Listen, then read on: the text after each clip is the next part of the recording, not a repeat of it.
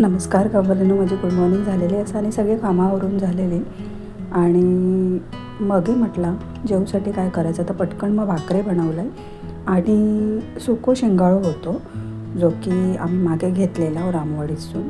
तर मग म्हटलं आता उरलेलं होतो तर म्हटलं आता त्याचाच बनवूया काहीतरी. तर म्हटलं आता आठवण इली आईच्या साराची म्हणून पटकन ओला खोबऱ्यासाठी नारळ फोडलं आणि त्याच्यामध्ये टोमॅटो वगैरे सगळं टाकून घेतलं. टोमॅटो, कांदो, लसूण आणि पहिला गरम पाणी टाकून ठेवायचं थोडा वेळ, म्हणजे जे काय घाण असतं ना ते निघून जातं. आणि मग त्याच्यामध्ये काश्मीरी मिरची वगैरे नव्हती माझ्याकडे, धने पण नव्हते, म्हणून मग थोडीशी बडीशेप घेतलेली. काश्मीरी मिरची, धने, बडीशेप भिजत घालून ठेवायचा 15-20 मिनटं, पण माझ्याकडे नव्हता म्हणून मी फक्त बडीशेप टाकले पटकन अशीच भिजत न घालता.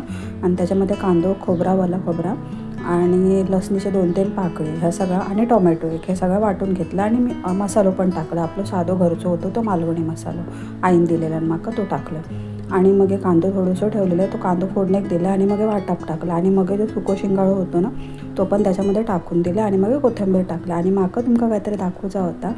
तर हे बघा, हे मी पहिल्यांदा बनवलं पेंटिंग. तुमका कशी वाटली नक्की सांगा आणि बाकी भेटाय उद्याच्या व्हिडिओमध्ये. तोपर्यंत बाय बाय, काळजी घ्या.